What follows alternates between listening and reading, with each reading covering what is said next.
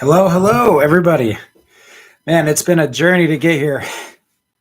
I didn't realize with YouTube streaming, you needed more software. I have Riverside, and I was trying to link that up to YouTube streaming. But yeah, it's kind of crazy. I've been doing YouTube for like 10 years, but I haven't done, I guess this is my first live stream. I've done plenty of webinars and been live plenty of times with Muse and other companies, but I guess it's the first time I'm going live on the YouTube channel. So everybody that's here, really, it's so great to see you here in person, live. If you wouldn't mind dropping a comment in the chat where you're tuning in from, that'd be really fun to see where people are watching in from.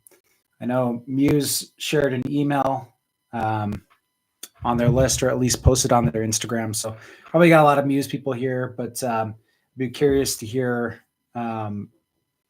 what type of videos you've seen from me.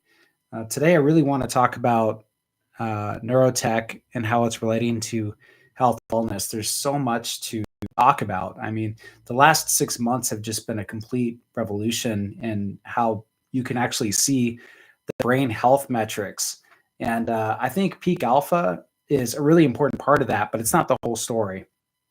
For those of you that have the Muse headband, if you go in the Muse headband app, if you look at cognitive performance, you can take measurements every day of your brain, and you can do as little as a 5-minute session just to do the meditation session and see where your peak alpha is at. And for a little bit of review, the alpha frequency is between 8 and 12 hertz. And wherever that peaks out is where your peak alpha is. And there's a lot of research right now showing that as we age, that trends downward. I just talked to Aziz Kadan from MindLift yesterday, and he was showing me some really incredible data because they've done tens of thousands of MindLift sessions with people of all different ages. So they've got data, Muse has data, and what they're seeing is that actually there's gender differences. Females actually peak later in their peak alpha levels in their 30s, whereas males peak back in their 20s. So there's so much to unpack, but what I'm getting really excited about as far as neurotech goes is that now the wearables are going into what can be used at home every day. And I talked to Ariel Garten about this on the recent podcast that I released. But that's the really exciting part, is that, the irony is, 10 years ago when I was talking about this stuff and doing my residency program at Walter Reed there in Bethesda, and talking to people about this revolution that I saw coming with wearables, they were like, "Oh, why don't you, do research with our functional MRI machines or positron emission tomography machines?" And I did do work with that, clinical work with that, and it was really interesting. Those are very high-powered, amazing machines that you can get a lot of information from, but it wasn't exactly democratization of neurotechnology. It wasn't something that people could use at home every day to track their brain health. And what I think is really exciting is that there's been a big cultural shift from, getting sickness care with your doctor after you've already become sick, and shifting more towards health and wellness. How do you prevent getting dementia? How do you prevent, not even going that far, but just your energy levels, your focus, your motivation? These are all things that are just so important for us to achieve our goals and move forward in life and feel that we are being fulfilled spiritually as we go towards our goals. So that's what I'm really excited about right now. It's not only just the meditation part with the Muse headband, but it's also health metrics that are becoming so amazing. And a lot of these other neurotech devices are sort of catching on to that. I know Neurable is going to be coming out with some metrics soon. Emotive is working on things. Sensei, of course, has got ERP testing. Hopefully we'll have ERP testing from the Muse here soon as well. But I think that that's what's really exciting me, and that's why I'm going more towards a health wellness direction as of late. I did a lot of testing with AI last year. For those of you who have been watching me, there was a lot of use of Neurosity, for example, to send prompt commands to ChatGPT just to see what it could do with it. And that was really fun. And I learned a lot. I was working with a developer on that to create software to get the Neurosity app to talk with ChatGPT and prompt it to do commands. It was all really exciting, but at the same time, I think that the true practicality with neurotech right now, at least over the next 5 years, is in health and wellness and these health and wellness metrics of the brain, and showing us what I'm really excited about is testing things like cold plunge, sauna, nootropics, exercise, diet. There's so many different things that we could be diving into, and I think that I have a lot of experience in this just because I've been doing this for so long, which is why I'm really advocating for, testing these different methods. Because for those of you that have like watched Brian Johnson from Kernel, from Blueprint, his philosophy I really resonate with is like, you can have all the arguments in the world. You can say that methylene blue will cure your energy issues, that it's an electron shuttler, that it really should, improve your energy levels and your cognition. But at the end of the day, if we don't have those cognitive metrics backing that up, like, I don't want to stain my organs blue with methylene blue. Is anybody out there using methylene blue? Just comment in the chat below. I think methylene blue is super interesting, but my problem with methylene blue is that it is a textile dye that was a precursor to a lot of psychiatric medications that we have today. They found out that it's a MAOI inhibitor, which is basically an enzyme that breaks down serotonin and dopamine. And by blocking that enzyme, you get increases in levels of serotonin and dopamine.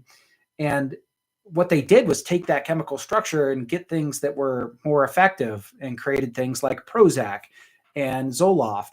And so from like a psychiatrist standpoint, when I see methylene blue, I see like a precursor to psychiatric meds. And I'm like, okay, that's great if it increases serotonin levels for people with anxiety, but is that necessarily what you want to be doing if you don't have a diagnosed psychiatric disorder? Literally, a paper just came out. A friend of mine, Dr. Ben Ryan, was sharing this on Instagram. And what they saw in, I believe, animal models with rats is that if you give animals SSRIs, what happens is that it increases serotonin, but serotonin actually has a blunting effect to dopamine. And dopamine is like our main neurochemical that gets us so excited to accomplish goals and move forward. It also gives us pleasure from exerting effort, as Huberman would say. And if you blunt these effects of dopamine, as you can imagine, it might make you a little bit less driven, less motivated. And that's what scares me about methylene blue. It's like, okay, if you don't have an anxiety disorder, and you're taking this medication that potentially could be raising serotonin levels, and we know that it does raise serotonin levels because literally there's a warning on methylene blue: don't take this with other psychiatric meds, or you can get serotonin disorder, which is too much serotonin in your system. I don't know if people without serious mitochondrial issues should be taking it. The jury's still out on that. But long story short, when I did testing with the Muse headband after methylene blue, it decreased my peak alpha levels. And I didn't feel very good either. I was kind of like sedated almost. There was a couple of other things going on at that time. I was kind of fighting off a cold. But I did take it for a decent amount of time, and I didn't feel like it improved my cognition at all. Peak alpha levels were down. And it also just like stained my lips and my tongue blue and my fingers blue. So I didn't really like methylene blue very much. Rose says that she has a friend using it. She has fatigue from Lyme, and it's a game changer. And that's great. See, that's like a perfect case study for someone that might get benefit from methylene blue. Is like if you have chronic Lyme disease, or, maybe even potential chronic COVID. These are things that if you have chronically low energy levels, try methylene blue. Like, I think the relative risk is pretty low, but if you're, a pretty high performer as far as physicality and fitness goes, I wouldn't recommend taking it. Yolanda said that her QEEG helped her diagnose a thyroid condition and adjust dosages. Also, HRT needs. That is awesome, and that's actually the direction I want to head with the channel and using these metrics. Man, did anybody see that fluoride stuff that was posted by Huberman 2 days ago? I was just doing research. I'm going to come out with a fluoride episode here soon. But it was unbelievable what they were saying about fluoride. Basically, fluoride was added to our water supply in the 60s to improve, teeth enamel health. And I originally wasn't too into the fluoride discussion because, like, I understand a lot of people on the fringe talk about it calcifying the pineal gland and that blocking our third eye to not allow us to have spiritual ascension through meditation. And yeah, I thought that was interesting, but how do you actually like prove that? There's not a whole lot of good scientific ways to prove that. And when I was doing a deep dive, it does appear that there's calcification of the pineal gland over time throughout someone's life normally, but there was an argument that fluoride could accelerate it a little bit. But the more concerning findings was that, you don't really need fluoride for enamel and tooth health if you're not eating a bunch of sugar. First of all, it shouldn't be applied systemically. So like we shouldn't be ingesting it. If anything, it should be applied through toothpaste, but ingesting it through like a public health concern way is not the way to go about it. And then there was that really concerning 2019 study that showed that they measured fluoride levels in the urine of women that had given birth. And unfortunately, they found that there was like a 5 to 10 IQ point decrease in the children that were born correlated with increased fluoride levels on the level of lead. And this was all talked about in the Huberman podcast that came out 2 days ago. And so I'm like, okay, Jip, I'm not messing with fluoride anymore. I'm getting reverse osmosis in my house. I don't want fluoride in my water. I don't want my daughter drinking fluoride. There's evidence that it affects thyroid levels. And this is the reason I brought it up, is that, Yolanda's talking about a thyroid condition. And what happens is that the fluoride competes with iodine in your body, and you need iodine to create thyroid hormones. So if the fluoride competes with it, and you might get a form of hypothyroidism, which can be really dangerous in pregnancy because thyroid apparently is really important in neuronal generation, myelination, and all the developments that happen with the fetus when it's in the womb. But it also could cause like mild hypothyroidism in the population. And if we're talking about increasing energy levels and feeling good metabolically and energy-wise, fluoride competing with iodine and causing issues with my thyroid doesn't necessarily sound like a good idea. Love to see me Kento says, love to see me doing a comparison of all the different breathing techniques on Brain Metrics. I would love to do that. And I think with, the new Muse, here's the Athena, guys. So cool. They got the blood flow sensor and the sensor in the center there. When I was talking to Ariel about, the FNIRS with the EEG, there's so much that needs to be found out. We have evidence that FNIRS neurofeedback can be quicker at improving attention in people that are training with neurofeedback. There's some German studies that even said that it could be up to 5 times quicker as EEG for improving focus. But as far as like, different breathing techniques and it affecting the FNIRS, I am really excited about that. And I'm so happy that Muse put in sort of like a raw FNIRS measurement in the app. You can see the different levels of blood flow in the app, which I was really fussed with Mendy because you basically just have like this ball going up and down. And they have the capability of giving you the measurements back through with the raw FNIRS measurements, but it's like this laborious process that you have to do with them. And I have access to that, but you guys don't have access to that with Mendy. They can't crunch all that data, but Muse is making that available right in the app. So I'm really excited about that. I think that a lot of good, citizen scientist work can be done from that by, practicing different breathing techniques and other methods to affect the blood flow of your brain. And also you've got the neurofeedback FNIRS from that as well. Pokemani, isn't fluoride the strongest oxidizer in the periodic table? I'm not sure about that, but it did definitely sound like it was a very reactive element that would bind to a lot of things in your body. You only live once. You're taking 8 drops, 4 milligrams, 3 times daily. Is that okay? So that's methylene blue. Neurodiagnosis of essential tremor. Yeah, I have an uncle with Parkinson's, and maybe he should be taking methylene blue too. I'm not completely sold on like methylene blue is not good for you. I just like my initial evidence. I presented my findings, and a lot of people didn't like my findings. I think it actually got shared to like a methylene blue uh, interest group. There was like 20,000 people in there, and they took my methylene blue video and shared it in that Facebook group.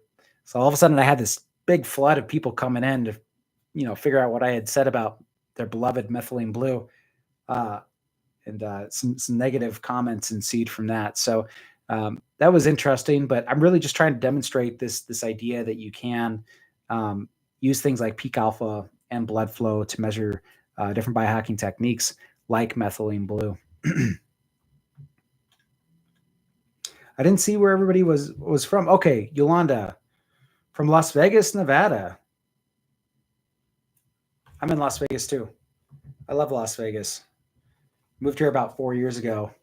I was in Chicago before. Then I was in DC before that. So I did my residency. So I did my medical school in Chicago. Then I went to DC and did 8 years.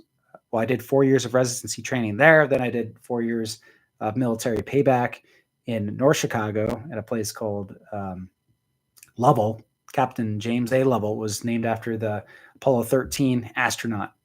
He actually went to one of our meetups one time for the officers, and I decided not to go to that session. And I was so annoyed at myself that I didn't go because he's that guy that Tom Hanks played in Apollo 13.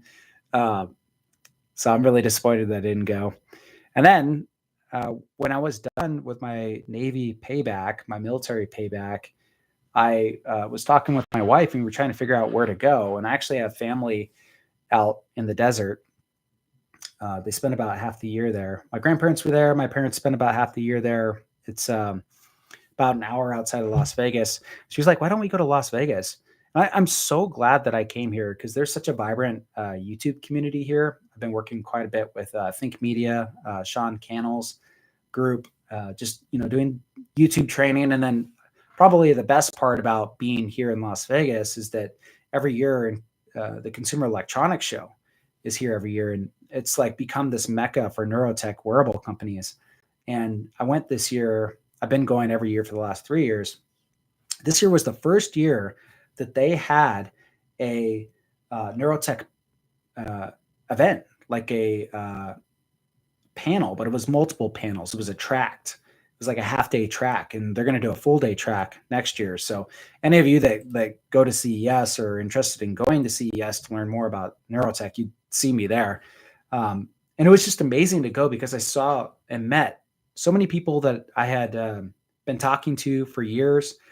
But pretty much everybody in the neurotech industry was there. It was like Ariel Garten from Muse, Tan Lee from Emotive.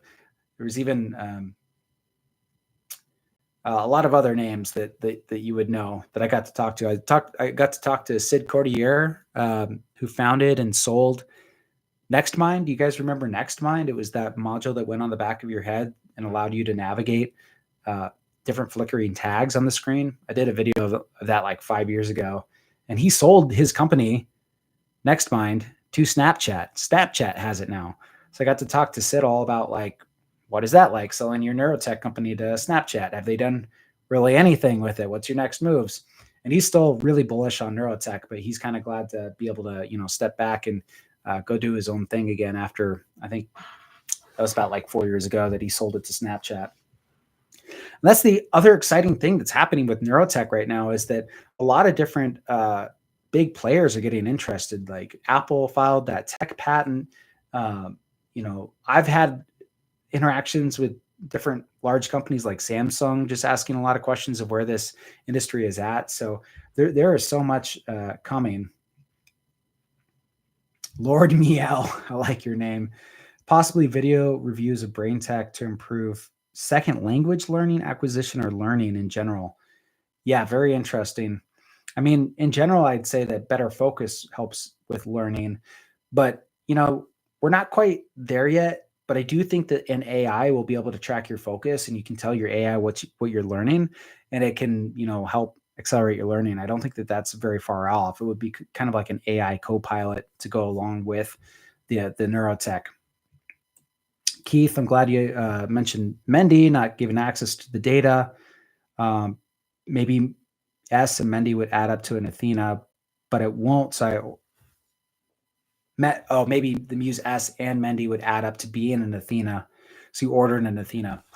Guys, I am super excited about Athena. When Ariel showed me that in the podcast studio, I was like, first of all, that's amazing. FNIRS with the EEG. But another thing that they really haven't promoted much yet, because they're getting ready to release it in the coming months, is ERP testing, which is just totally next level. That's like reaction time testing, evoke related potentials. So you do think like Sensei has one, right, where you have arrows pointing left and right, and you do the reaction time testing, and it's actually measuring the voltage change in your brainwaves. So it can tell that you recognized which way the arrows are pointing before you even push your thumbs on the buttons. That kind of stuff is coming with Muse pretty soon. It's really exciting. They had to do a lot of intense engineering to get the ERP time signatures to be spot on. But, that's stuff that really can be used for like cognitive fatigue testing. And I think that that's going to be such a huge area for where neurotech and Muse is headed, is cognitive fatigue testing. Because if you think of like truck drivers or people that are operating heavy machinery, doctors, astronauts, these are people where the decrease in decision-making power and focus can lead to death. So having training mechanisms to improve cognitive fatigue, but also test for it is going to be huge. Yeah, Cameron, it is, I think, going to be like the continuous performance test in MindLift. That's a good point. MindLift already has something like that. But to be honest, I think that with MindLift, it's not actually measuring ERPs. It's measuring reaction time.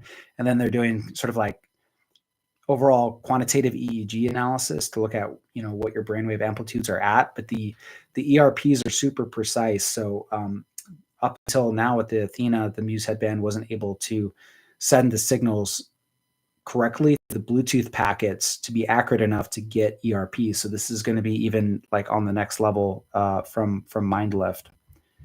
Rex Mix, do you know if the new Muse has improved their meditation tracking, maybe by using FNIRS in conjunction? So guys, I have a video coming out this weekend that I think that people will like. Give me your feedback. But if you've looked at the Muse PDF, the Muse Meditation Mastery PDF that I made like 6 years ago already, I talk about how with calibration, you can calibrate with your eyes open and then do your meditation with your eyes closed, and it'll give you sort of like a cheat, like you're cheating the algorithm, right? And that's because when your eyes are open, alpha blocking occurs. So when your eyes are open, alpha goes way down. And then when you close your eyes, alpha spikes back up. And these algorithms are pretty complex. They use machine learning, expert meditators to design the algorithms for the Muse headband. But alpha is a big component of that. And alpha really is one of those ones that you can modulate a lot with meditation and attention. As we're seeing in a lot of these machine, and it's not even just me saying that or neuroscientists saying that, like Neurable has shown through their machine learning algorithms that like the machine learning just recognizes alpha and plucks that out for attention, for meditation, all different types of applications for neurotech. Okay, so going back to alpha blocking and this technique that I'm talking about, I realized a couple of months ago, like if you visualize something, you're activating the occipital cortex as well. So you can have your eyes open and there's a lot of activity happening in the occipital cortex, just like Sid Cordier did with NextMind and designing that system, just like Cognition is doing with their $25,000 headset that I got to test this summer.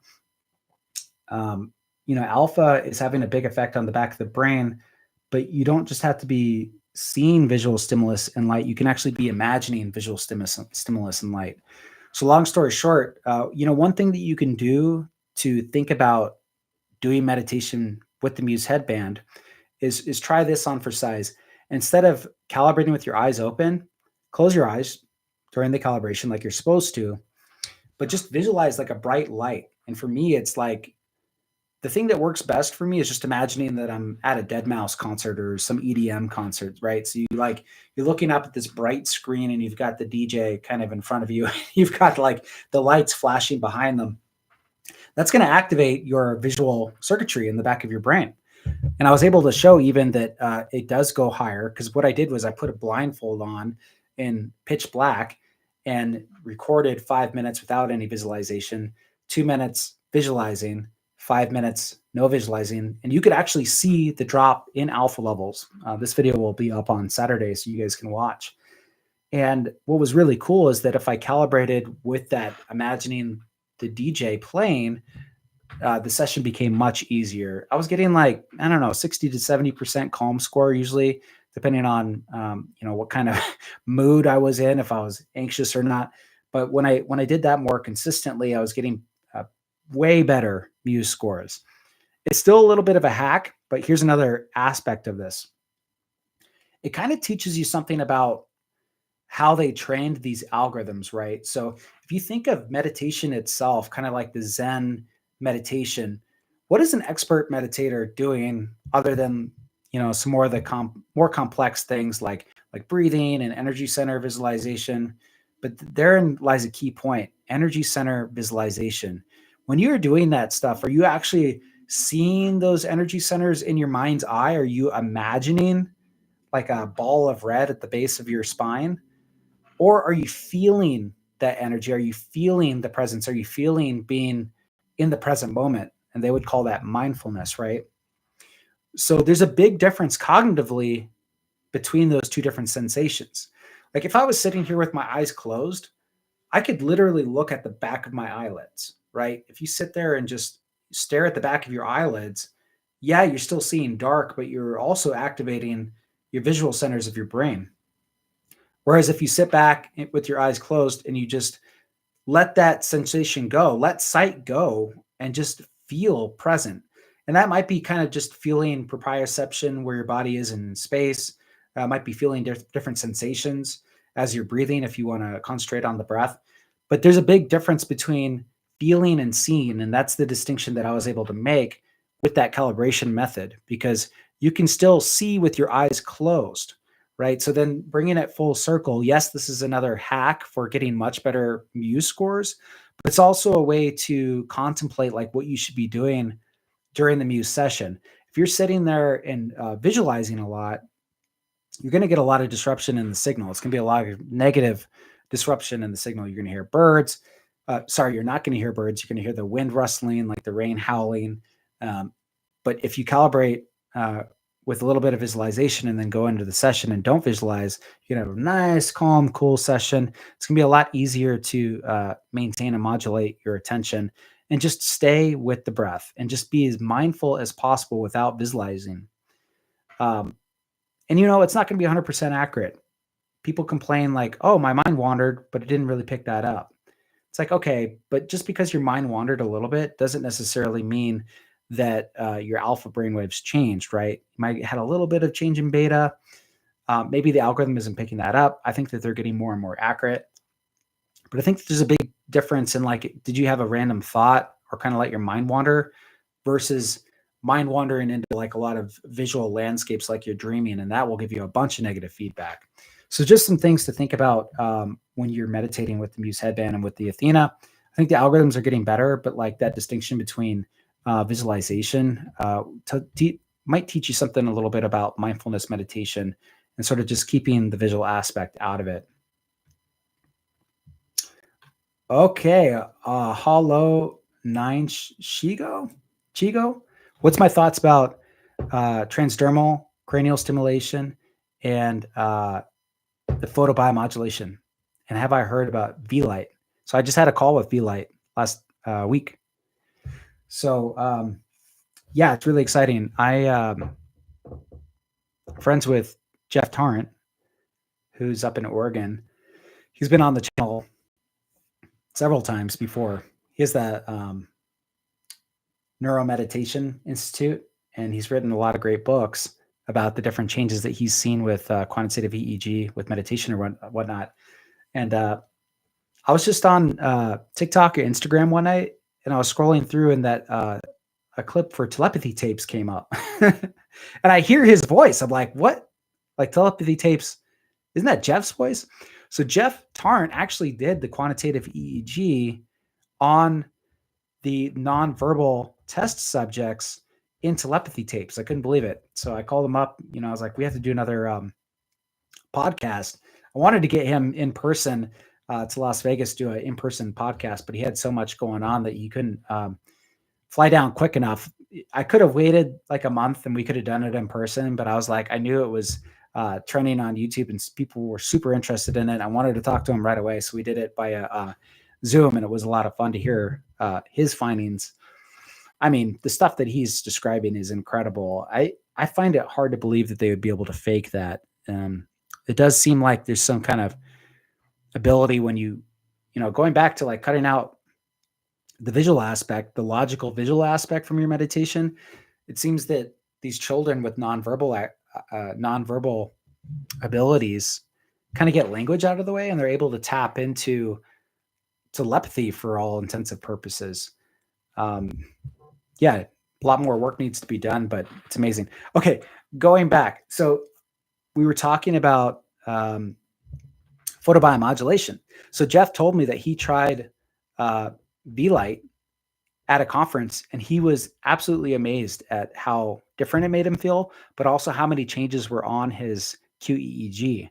So he kind of convinced me to connect with V-Light, and they just sent me their main product. I think I forget the name of it. Don't quote me on this. I need to do my my deep dive. So I haven't used it yet. I just got it like at the end of yesterday. But I'm so excited to track Muse changes from V-Light. That's going to be another episode that's coming. Yeah, I think it's the Neuro Pro 2. Yeah, they sent me the Neuro Pro 2.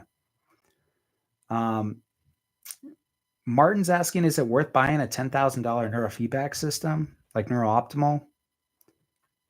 So I don't know. I've never used NeuroOptimal, but if you're talking about like these general neurofeedback trends and setting like neurofeedback targets, I do find it hard to believe that a $10,000 system is much better than what you would find with Sensei these days.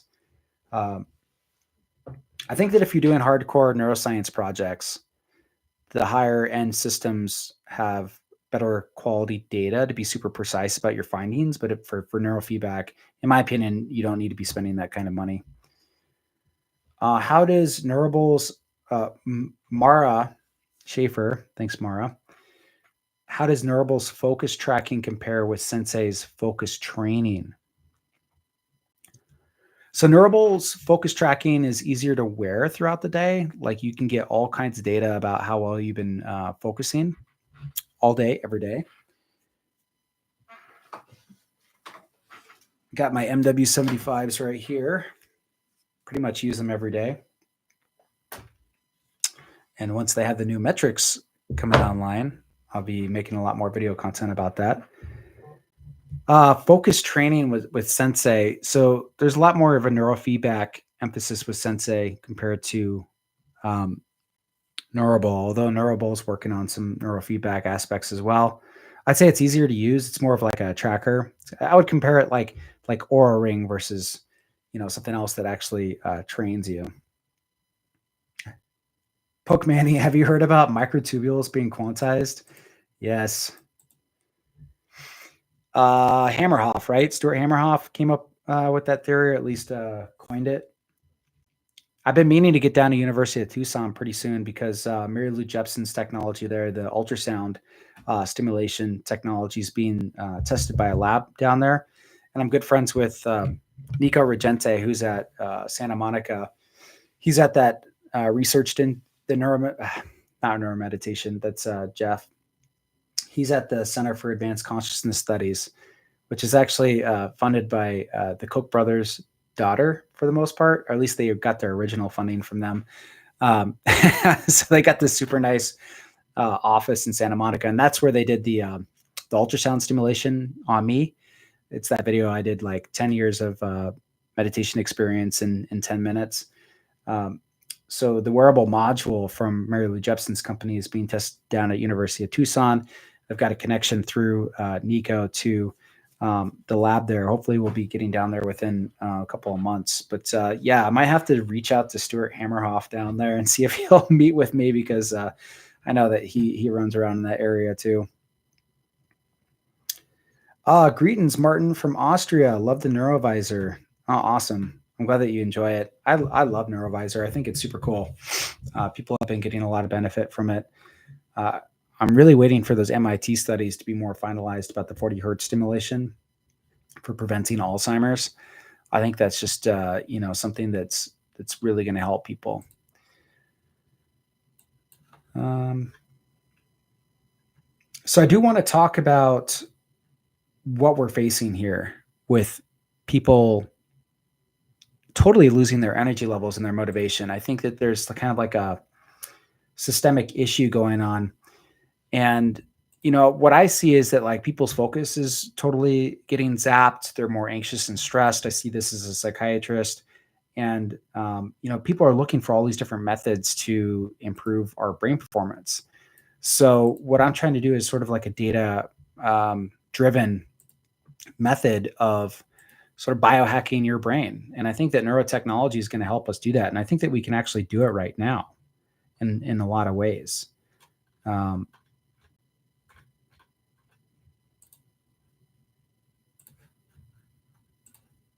So if you look at the videos that I've been putting out lately, I've been really exploring this topic in detail, in a lot of detail.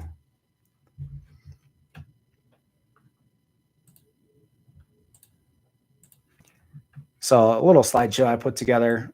So solution, we don't guess, we track what works. This is what I was talking about with peak alpha. This is peak in alpha frequency between the 8 to 12 hertz range. And what I found is that like cold plunge just sends this off the charts for me. I mean, I already had a high peak alpha rating for me on the day that I did cold plunge, and it sent it even higher. It's the highest spike in peak alpha that I've ever seen. And then like sauna, people say sauna is so good for you, which I agree, but not like at the beginning of the day. It like slowed down my cognition. It slowed down my peak alpha levels. And then like I've been testing nootropics, Alpha Brain increased it a little bit, but Magic Mind was a lot better. Magic Mind didn't peak up my my anxiety much as well. And then I was talking about methylene blue at the beginning of this call. I didn't feel very good on methylene blue, and it decreased my peak alpha a couple of points. So, these are the things that we'll be talking about. Alcohol is just going to wreck your sleep, wreck your motivation. I think that what you measure improves. My peak alpha levels have just been consistently going up. And, we can use it, improve exercise. I think photobiomodulation. So someone asked me about Violite. I've been using that more and more. So, shameless plug. If you guys want to check out my peak alpha program, I've got a link in the description below. So we'll be starting that next week.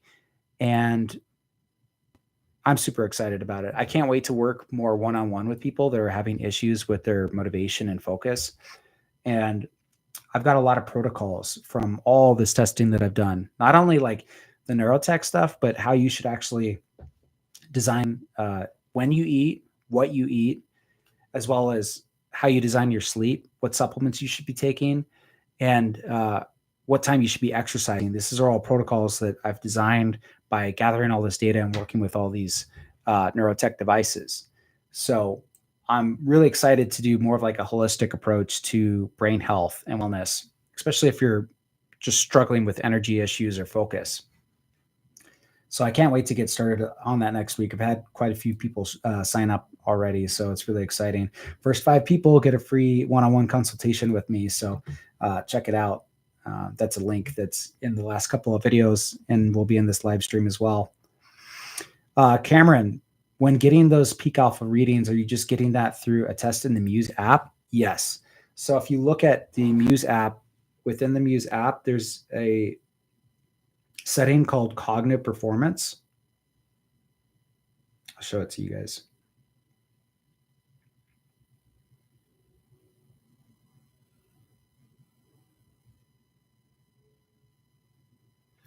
Cognitive performance, this one. So if you go to cognitive performance, it'll tell you all about alpha peak. They're calling it alpha peak. In the literature, it's called peak alpha, but I don't know for branding reasons. I think Muse called it alpha peak. They want you to get, I think, 5 different measurements, 5 to 10 different measurements until they'll start giving you regular peak alpha levels. And it can be like as little as a 10-minute meditation session per day. And I think I did even multiple per day. It's already been like a couple of months ago, so I'm having a hard time remembering like how many sessions it actually took to start getting the consistent alpha peak levels, but they're super interesting. And the thing that I noticed the most is that they really do reflect how well you're feeling that day in terms of sleep, for me especially, because I have a toddler at home that, man, she's been coming into our bed like every morning at 3 a.m. So just like totally disrupting my sleep. And sometimes I can't fall asleep after that. So I'm just like up at 3 a.m. for the rest of the day. And when I do my peak alpha levels, you see it go way down. So it was actually pretty fortunate when I was doing the nootropic testing, because I was already starting at such a deficit that like kicking it up with Alpha Brain or Magic Mind was kind of neat to see. I was so sleep deprived that it had more of an effect, I think. So that's how you get your alpha peak levels, and you can start testing it day to day, week to week with all the different biohacking techniques that I talked about earlier. I'm testing it with cold plunge, sauna, different nootropics, exercise regimen, diet, different macros, like how much carbohydrates I'm taking in, protein, sugar, all of that stuff. Yeah, Cameron, you're very, very much welcome. Hope you start checking your peak alpha levels. Oscar, thanks for any opinion about Thinky on FNIRS or NIRS device. Which one was Thinky again? I don't know. Have I heard of that one? This field, you guys, is just like exploding. There's so many different companies. It's literally gotten to the point where like I can't keep up anymore. If there's like some company that really is showing like the edge and like taking things to the new level, I'll definitely reach out to them and do product reviews. But like at this point, I think Muse is doing such a good job, and a lot of the other companies that I'm working with too, like Neurable, I think that these companies are doing such a good job that I kind of want to go deeper instead of more widespread. Any opinions out there on that? Like, would you guys like me to try to cover every literal device that comes on the market? Because I'll tell you, I'll burn out before I can do it all. Or would you like a deeper dive? Because I think a lot of people here probably have a Muse or one of the other ones that I mentioned before, and rather would like do a deeper dive than just have me like chase every new neurotech company that comes out. Because yeah, I'm looking at Thinky and it looks cool. I mean, I got to be honest, when it comes to FNIRS, because I've talked to a couple of different entrepreneurs that are thinking about starting FNIRS companies, and those modules, they're out there. Like it's near infrared light laser with the sensor, and I don't want to discredit coming up with a product and bootstrapping it from the beginning. This stuff is not easy, especially in the neurotech world. But that being said, I think there's a couple of FNIRS sensors suppliers out there, just like EEG as well. But I don't think that what I'm trying to say is I'd be surprised if the sensor that Thinky is using is any better than what Muse or Mendy already have in them. I guess ultimately it would come down to the software, but come to find out, there's a couple of different types of FNIRS. Kernel is using the super high-end FNIRS where the laser is actually turning it on and off multiple times per second, and using something called time of flight to get really super accurate measurements on blood flow oxygenation in the brain. Whereas Muse and Mendy are using something called continuous FNIRS, which uses a continuous red light, and they have to use something called the Beer-Lambert law to, get the data back for how much blood flow is happening, but it's a little bit less accurate, especially when it comes to signal to noise. So that's kind of the issues with issue with FNIRS right now. It's like, I think pairing it with EEG will tell us a ton over the next couple of years with the Athena. That being said, I think FNIRS will come a long ways over the next 5 to 10 years in terms of like accuracy for blood flow, oxygenation tracking. So I'm not going to chase Thinky anytime soon unless they show something super innovative. I think that's just probably just another continuous FNIRS tracker. Although I do see that they have like games that you can play, which is pretty interesting. So that would be cool for checking things like cognitive load. But hopefully Muse will have something like that too. Ariel said that they were working with quite a few different third-party developers. So I'm sure we'll see something with that with the Muse pretty soon. John, thanks for ordering the Muse Athena. Any of you getting one? Any experience with it so far? I think everybody's just getting there. It's supposed to ship out this week. So I don't know if people even have their hands on it yet. Hollow 9.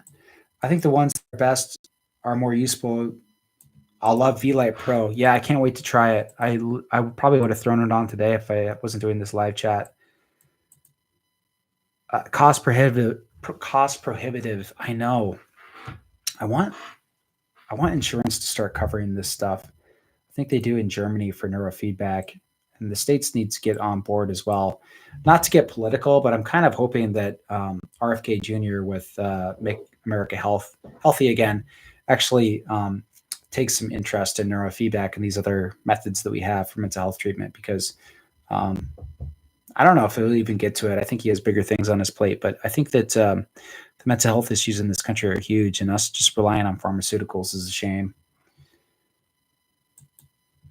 Martin, I'm not really happy with the Sensei app. It's unflexible. Yeah, sorry to hear that. They do want you to go through the specific paths of training because they want to sort of put your training in a box so that they can evaluate your brain health effectively. Like if there's too much variability in how you've been doing your training, they feel like they can't get the best metrics for how much your brain is improving. And they really want to be able to show that your brain improved, right? Because that's a huge part of the customer experience is like, not only do you feel better, it shows that your brain actually improved on the metrics, like the ones that we talked about before with the flanker test, ERPs. I did training with Sensei for like a month and I felt great, but unfortunately my ERPs didn't increase. I wanted to make a video about that. And yeah, I don't know if it's like selection bias on my part, because I've talked great things about Sensei and I think it's a great headset. I think that I've been pushing them super hard to get their population brain data metrics out. I think that will really make that device worth it when you can compare yourself to other users in terms of what your brain health is. And they're working on it, but they're like, okay, we're working on it. We're trying to get it out, but like they don't have it out yet. So I've been pushing them super hard on that. Yeah, sorry that you feel like it's not flexible. Do I think that Muse is significantly better than HeartMath HRV? John is asking. There's a good amount of studies on HRV biofeedback. I know. There's, I think, good things when it comes to HRV. It's not something I was super interested in. I just love the brain and like training the brain itself. We know that the HeartMath HRV training is really good for regulating your autonomic nervous system. So inducing rest and relaxation can be super important. And I wanted to do more with HeartMath, but there's only like so much time. So I was just so wrapped up in the brain training stuff. From what I understand, Muse has HRV training now with the near infrared sensor. So I'm not going to make a judgment call on that right now, but that's an awesome thing that I can dive into on a video and give you some feedback on. I know the HeartMath is like way less expensive, right? Isn't it like $60, $70? Really a lot cheaper than the Muse Athena.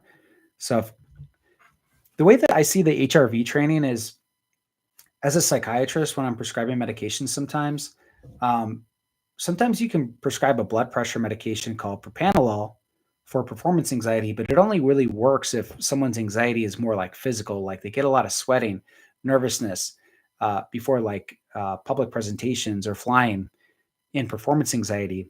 So propranolol is like a really nice way not to have to prescribe psychiatric meds to someone that's experiencing anxiety. So what I see like the HRV training doing and is good for is for when people have like a lot of physical symptoms of anxiety. Um, I think that there's other utilities, but that's where I find it like the most effective is like if you're a person with anxiety and you're having like a lot of physical symptoms, heart math could be a good option. Heart math prices went up. I'd be curious to see what the price is right now for them.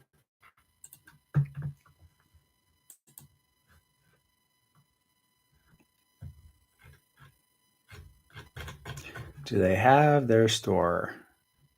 Got a couple. Inner Balance was the one that I remember them having the most. Okay, so yeah, like $250. Wow. They did increase their prices. It used to be a lot cheaper. I'm biased, but I get the Muse at that point because the Muse is going to have like the HRV training and your brainwaves and the peak alpha. Again, I'm biased because I think that the neurotech brainwave analysis is like so interesting and cool. We got someone from Iceland. Yay. I went to Reykjavik like 5 years ago. Went to the Blue Lagoon. I'm sure you hear that all the time. Blue Lagoon, the one place that all tourists visit when they go to Iceland. John works in chronic pain. Yeah, parasympathetic relaxation response, very interested in. Yeah. I'll have to double check, but I know Ariel told me that Muse is going to have some kind of HRV training if they don't so already. Because that blood flow sensor that they have is a lot more accurate in the Athena, I think, than the one. Because they had the heart rate monitor, but I don't think it was capable of HRV. Don't quote me on that. I need to do a deeper dive. I'm going to butcher your name from Iceland. Jiffy? It was great. I enjoyed the visit. One of the things about Iceland that I thought is like I grew up in Alaska. So like Alaska has the big mountains that are kind of bluish and got the glaciers and everything. And don't get me wrong, Iceland was unique as opposed to Alaska with all the volcanic rock and whatnot. But I did feel a little bit like I was back home in Alaska. There's certain times of the year where I don't really want to go back to the cold. I'd rather go to a beach or something. But, that's just me.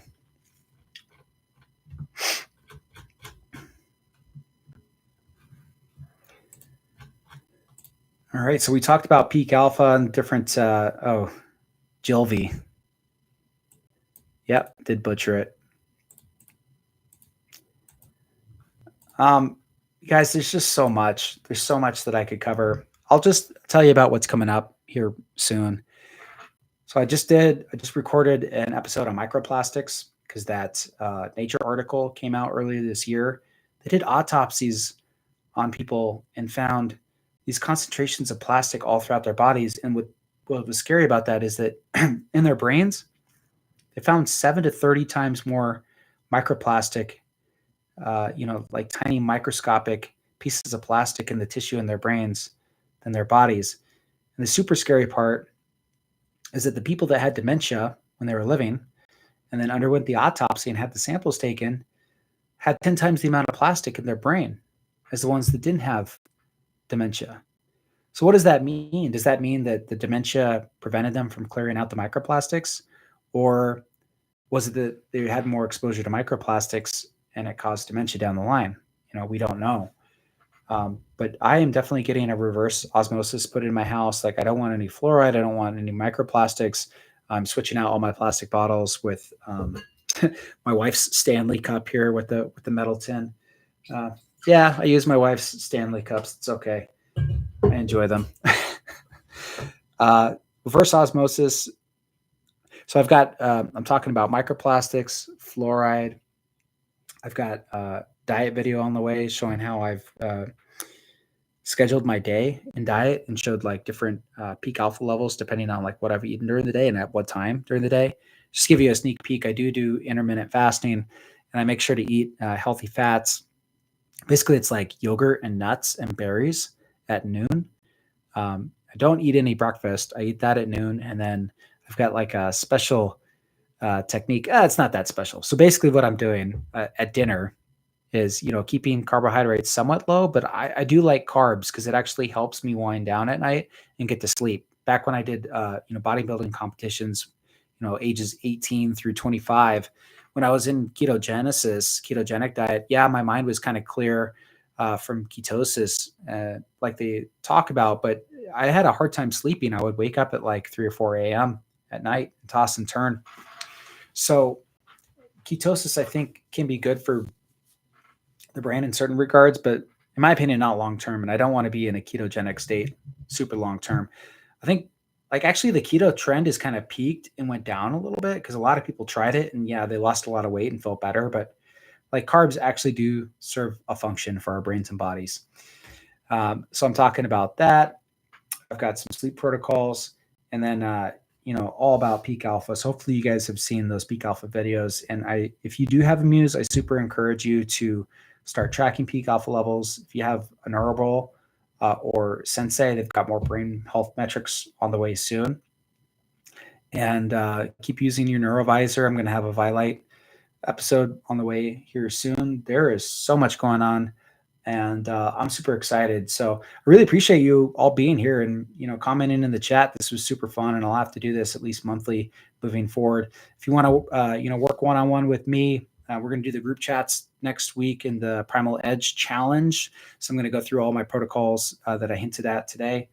And there'll be like worksheets, group discussions, reading, and then follow-up protocols for everybody at the end of the course.